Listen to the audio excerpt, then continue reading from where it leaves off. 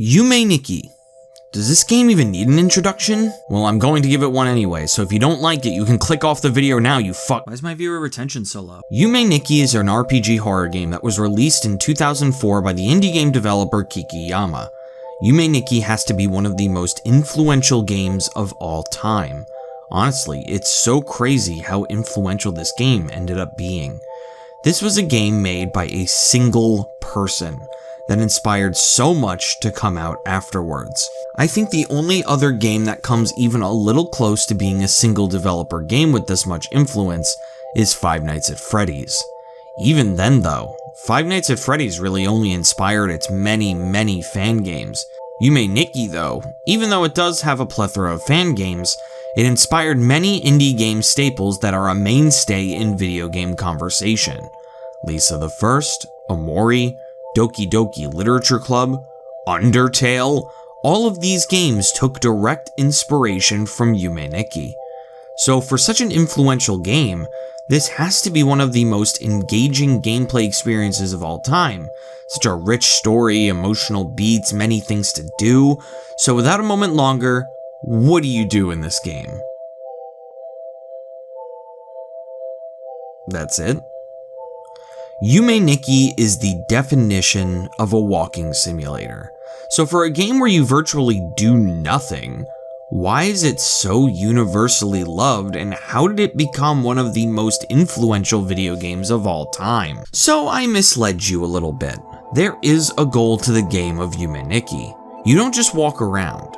You play as Metatsuki, a young girl who lives in an apartment building all on her own. You start the game in her room. As an active player, you try to leave the room, but you can't. If you try to leave, Metatsuki refuses. So what do you do in a situation like this? You take a little nappy poo. Going to sleep sends you into the dream version of Metatsuki's apartment. Leaving the room now brings you to the Nexus, a central hub that contains 12 doors in a circle. Each of these doors lead to a separate world for Metatsuki to explore. Within these worlds are interactable objects that can give you abilities called effects.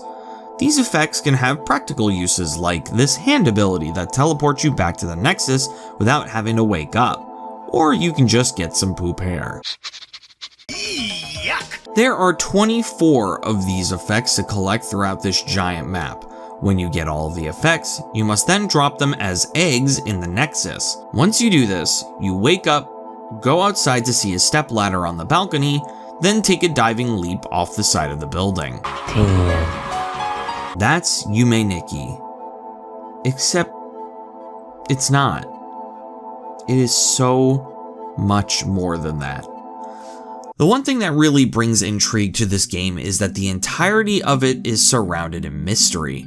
Everything that we know about this game's story, its canon, what the characters have been through, even characters' names, is all fan headcanon. The only thing that we are told is Metatsuki's name. She doesn't want to go outside, she has very strange, vivid dreams, and she kills herself at the end, maybe. Poniko being a popular girl that Metatsuki wants to be, fan theory. Uboa being the embodiment of Poniko's cruelty, fan theory. Metatsuki being a victim of bad touchy yuck yuck, fan theory. Momoe and Monoko being sisters, fan theory. Monoko being mangled in a horrible car accident, fan theory. I can go on forever about this. Yume Nikki is the epitome of creating your own interpretation of what the hell is going through Metatsuki's mind. Even the Yume Nikki manga that was released in 2013 by Hitoshi Tomizawa, best known for the manga series Alien 9, is nothing more than a fanfiction trying to explain the events of the game. What's really interesting is that that was the manga's biggest criticism. It tried to explain things. Yume Nikki is dream interpretation the game for a lot of people. You've heard of show don't tell. This game is only show. Part of what creates this mystery is how this game is designed. Let's get one thing straight about Yume Nikki.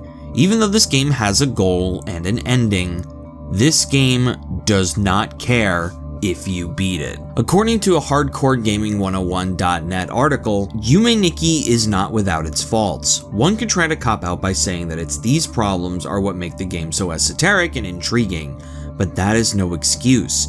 An in-game method to help navigate, such as an auto map or even just an effect that allowed you to mark doors you had already been through, or create a teleportation point that could be returned to without a half-hour trek, these would have been very welcome. The game is hard enough to explore with a walkthrough in front of you. A checklist of events completed would be nice as well, but something that could increase my odds of activating an event beyond a 1/3600th of a chance would have been nice too.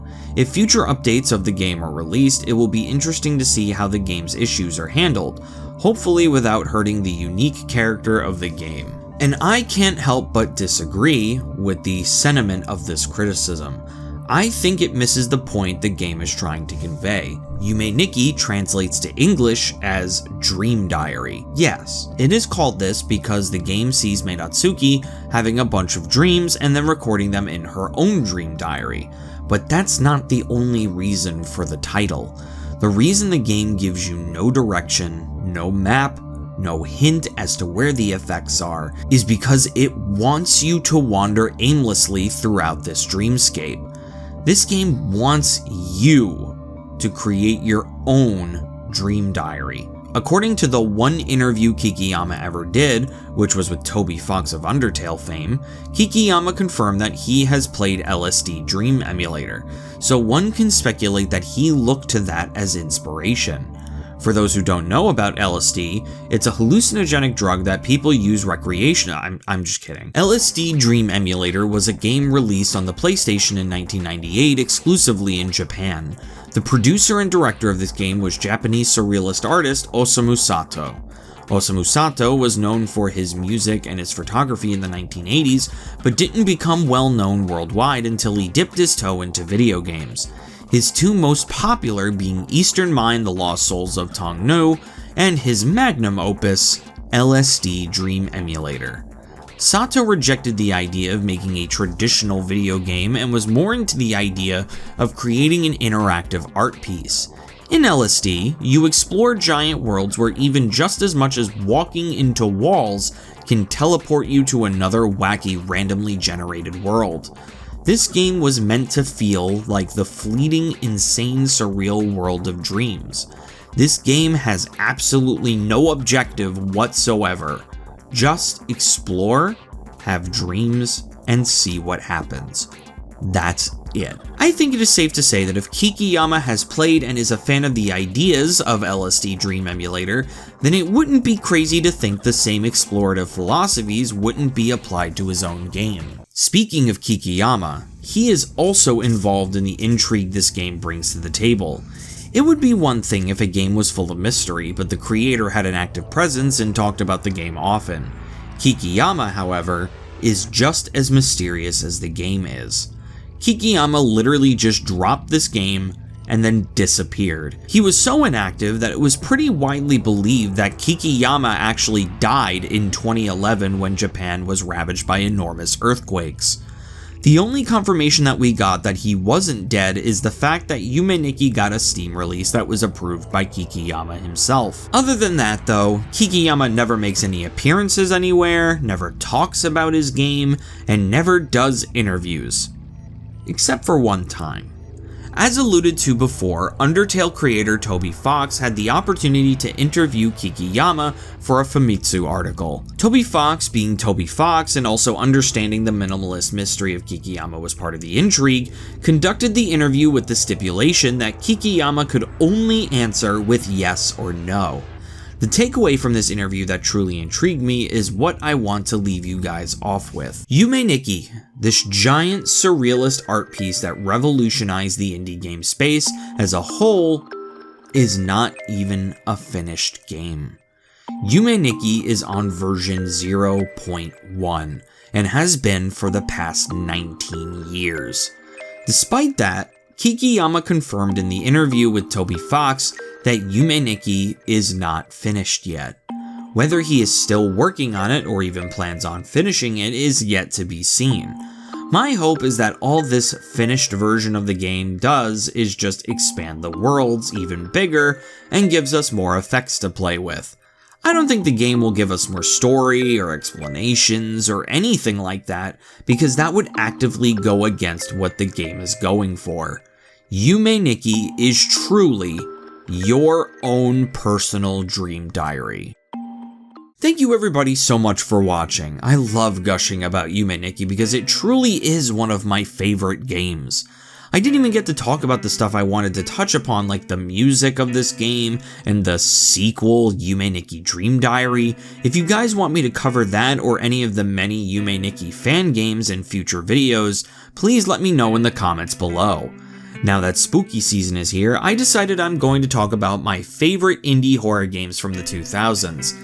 Next week we'll be talking about Ao Oni, so make sure you tune in for that. Don't forget to like, comment, subscribe, and hit that bell. If you really want to support us and get a nice shout out like Andrew's Retro Games, hit that join button to become a channel member. Doing that will give you early access to videos, exclusive emojis on our live streams, and a shout out in every video. We also have merch in the description where you can get shirts, mugs, and stickers. Every penny counts and helps us out a ton to bring you better and better content. I'm Bottles, and I bid you, my well-esteemed ghouls, adieu.